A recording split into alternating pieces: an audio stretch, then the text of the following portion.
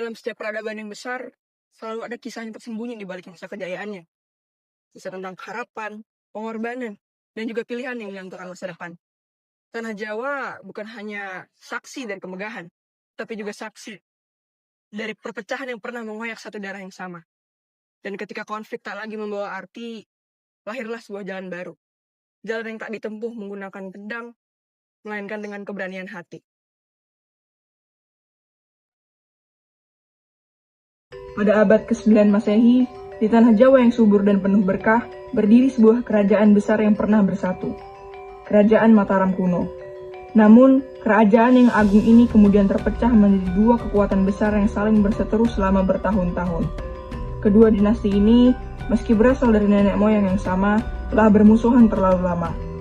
Perbatasan sering bergejolak, rakyat resah dan kemakmuran terganggu.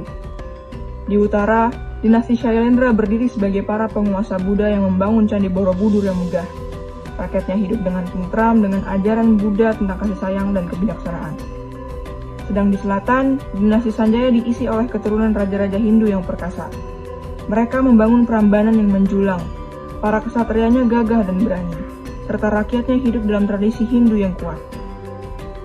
Namun, pada tahun 838 Masehi ini, angin perubahan mulai bertiup. Sebuah harapan muncul dari rencana yang tak pernah terduga.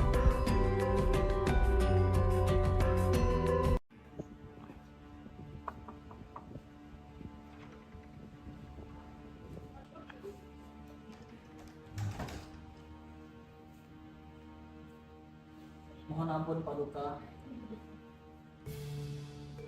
Berita dari wilayah timur telah tiba Paduka. Adakah bentrokan kecil dari pasukan Sanjaya, Patih? Sayangnya, iya Paduka. Ada sedikit bentrokan kecil di wilayah timur tentang wilayah pertambangan, tapi tidak ada korban jiwa. Sudah berapa lama kita dalam masa kegagalan ini, Patih? Sudah 30 tahun Paduka, sejak kekuasaan Ayahanda Sri Dharamendra. 30 tahun? Rakyat lelah, Patih. Sawah-sawah di perbatasan tidak berani ditanami penuh. Pedagang enggan melintasi karena takut dirampok. Sungguh, kehidupan yang tidak elok.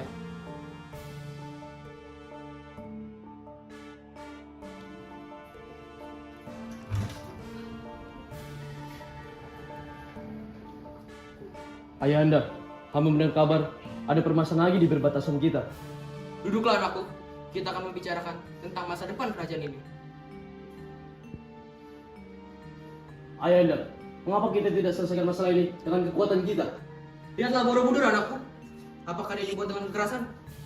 Tidak anakku. Dia dibuat dengan kerjasama, kebijaksanaan, dan ribuan tangan. Namun Ayahanda, semakin lama kita menunggu, semakin sering mereka mengganggu wilayah kita. Ada cara lain anakku, cara yang lebih bijaksana dan lebih mulia.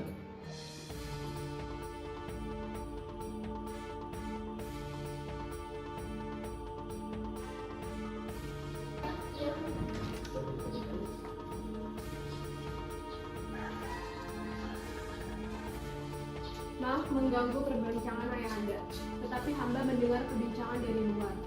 Tak apa anakku, alangkah baiknya juga kau datang di sini. Duduklah. Ayahanda tampak memikirkan sesuatu yang sangat berat. Anakku, sepertinya kita harus memberhentikan peperangan dengan dinasti Sanjaya. Sungguh Ayahanda, hamba sangat mendukung.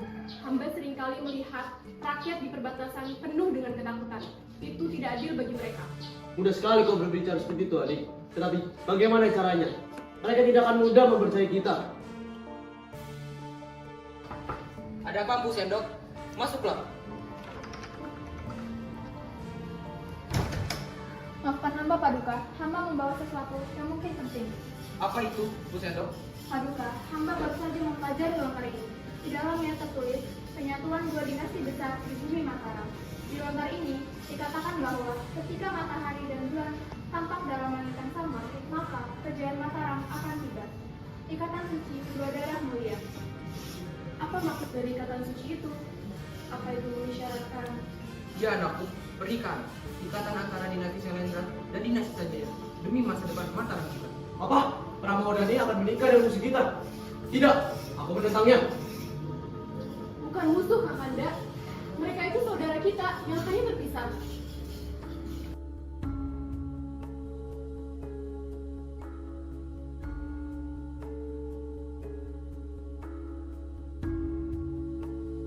Pikatan, matamu penuh dengan pertimbangan hari ini. Wahai Rakai Garung, aku sedang memikirkan bagaimana nasib rakyat kita. Sudah berapa lama mereka hidup di tidak kepastian ini? Terlalu lama, Rakayanda. Dahulu saat aku memerintah, daerah perbatasan selalu saja dibayangi oleh konflik. Kami bermimpi suatu saat dinasti Sanjaya dan Shailendra bisa berdiri berdampingan bagaikan Wisnu dan Siwa. Walaupun berbeda, tetapi mereka saling melengkapi.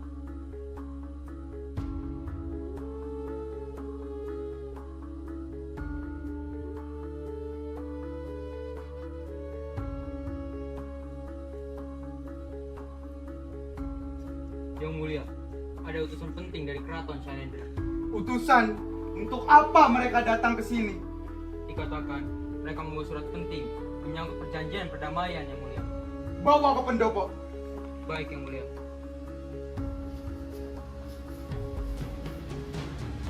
Hamba menghadap kepada Yang Mulia Raka Cikatan. Hamba membawa surat dari Raja Samaratungga. Sampaikan salamku kepada Raja Samaratungga.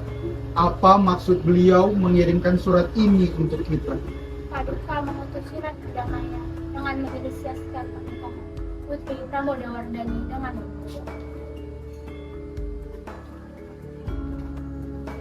Putri Pramodawardhani, sepertinya nama itu tidak asing bagiku. Aku pernah mendengar nama itu.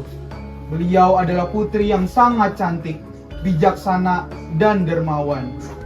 Aku ingin bertemu beliau sebelum keputusan akhir. Baik, Yang Mulia.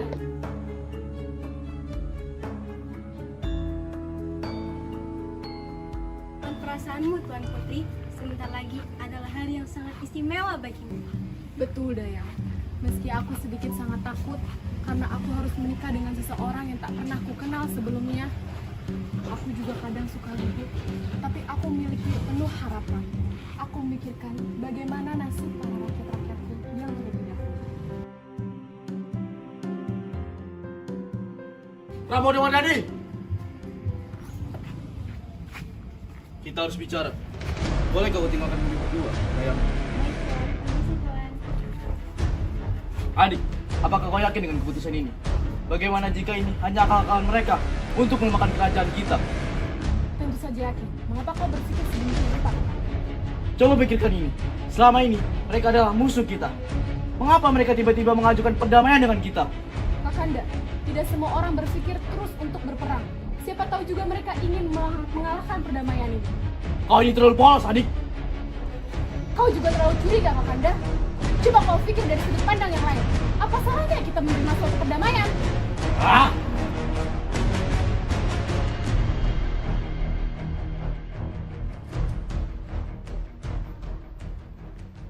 Selamat datang Pangeran Rakai Cikatan. Hamba berterima kasih atas kedatangan Pangeran. Hamba berterima kasih kepada Paduka Sri Samaratungga. Hamba sangat bangga dapat berada di kerajaan keraton yang sangat megah ini. Mari duduklah sembari menunggu Tuan Putri.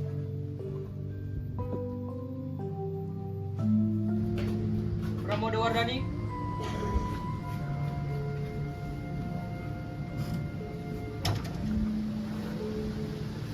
ini putriku Pangeran Pramodawardhani. Saya sangat merasa bangga dapat bertemu putri yang tersohor ini. Hamba juga senang bertemu dengan pangeran yang dikatakan peduli dengan rakyat. Baiklah, hamba akan meninggalkan kalian untuk saling mengenal. Permisi. Tuan Putri, maukah kau menemaniku untuk mengelilingi taman yang indah ini? Tentu saja, pangeran. Taman ini sangat cantik sekali, seperti taman yang ada di surga. Begitu harum dan begitu wangi bunga-bunga yang ada di sini. Terima kasih, pangeran. Taman ini adalah taman yang paling kusukai. Kalau hamba boleh tahu, mengapa Putri sering merenung di taman ini? Tentang masa depan, perdamaian, untuk ke depan. Hamba merasakan hal yang sama. Hamba ingin segera berakhir permasalahan ini. Kesempatan itu telah tiba. Iya, telah tiba karena kita berdua.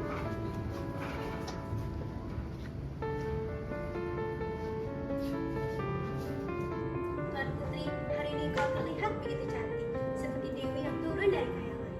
Terima kasih Dayang Sari. Namun, aku juga masih gugup.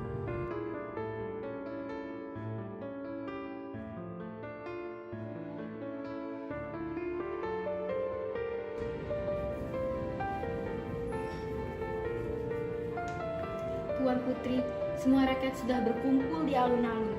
Mereka sangat gembira. Benarkah? Itu adalah hal yang penting bagiku.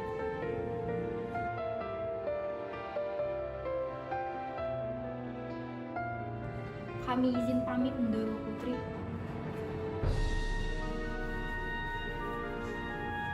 Putriku, kau sangat cantik hari ini. Saya sangat bangga kepadamu. Terima kasih juga Yanda untuk segalanya. Hari ini bukanlah hari yang sekedar pernikahan untuk kamu, tetapi hari yang bersejarah bagi bumi Mataram. Mari Tuan Putri.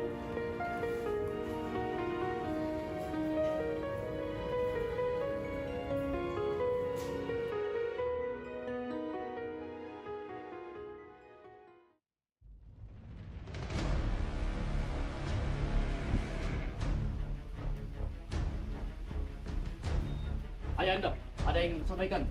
Ini bukan waktu yang tepat, anakku. Justru ini waktu yang tepat, Ayanda, sebelum terlambat. Apa yang ingin kau sampaikan, anakku?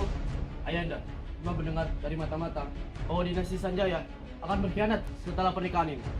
Kakanda, dari mana kau mendapatkan berita ini? Ini dari sumber yang terpercaya. Ayolah, kenapa kalian tidak percaya kepadaku? Karena aku butuh dari raja juga. Kakanda, tolong berikan penjelasan yang sebenarnya. Permisi Tuan, Tuan Putri ada yang ingin hamba sampaikan. Kakanda, kenapa kau berbohong? Baik. Tidak ada mata-mata. Tidak ada pengkhianatan. Kakanda, pernikahan ini untuk perdamaian, bukan untuk kekuasaan. Perdamaian kalian bilang. Kalian ini terlalu naif. Dalam dunia politik, tidak ada yang namanya perdamaian tanpa adanya pengorbanan.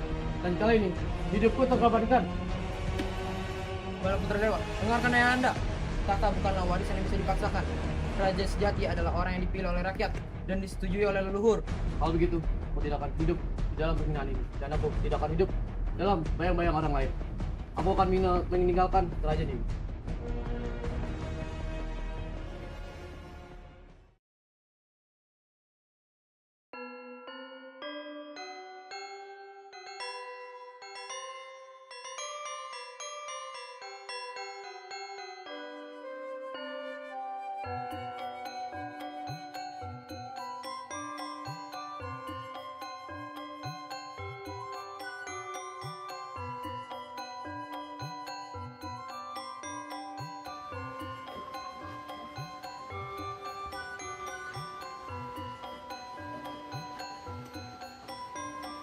Pada hari yang berbahagia ini, di hadapan para leluhur, para dewa, dan para rakyat Mataram, kita saksikan dua jiwa mulia untuk perdamaian di tanah Jawa.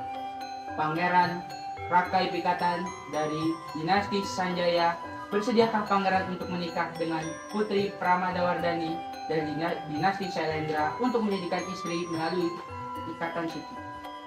Hamba sangat bersedia untuk menyerahkan seluruh jiwa dan raga dan berbakti kepada istri serta kedua dinasti ini. Putri Pramodawardhani dari dinasti Shailendra, bersediakah Tuan Putri untuk menerima Pangeran Rakai menjadi suami Putri? Hamba bersedia dengan penuh keikhlasan untuk mengemban amanat ini. Saudara-saudaraku, hari ini adalah hari kebahagiaan seluruh Mataram. Karena kedua sungai bersatu mengairi kerajaan kita.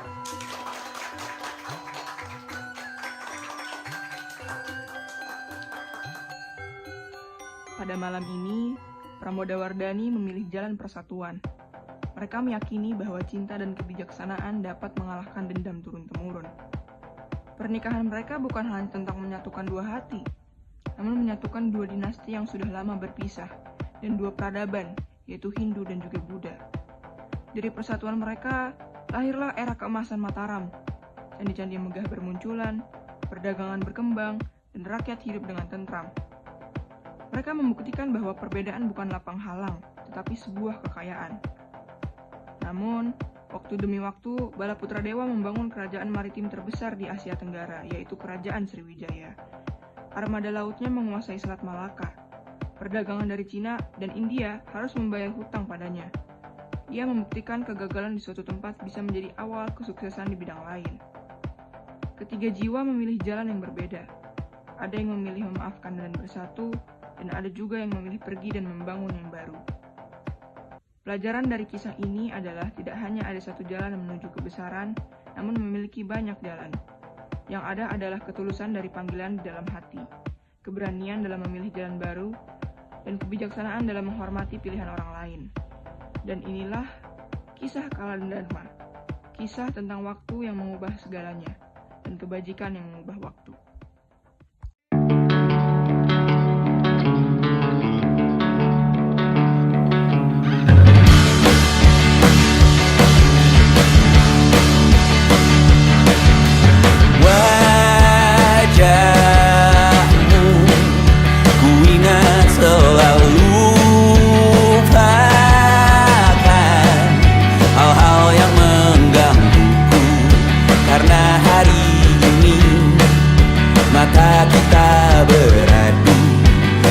Saling bantu melepas perasaan tinggi ke angkasa, menantang dunia, merayakan muda.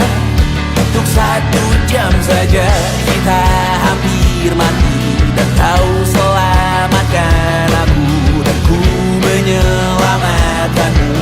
Dan sekarang aku tahu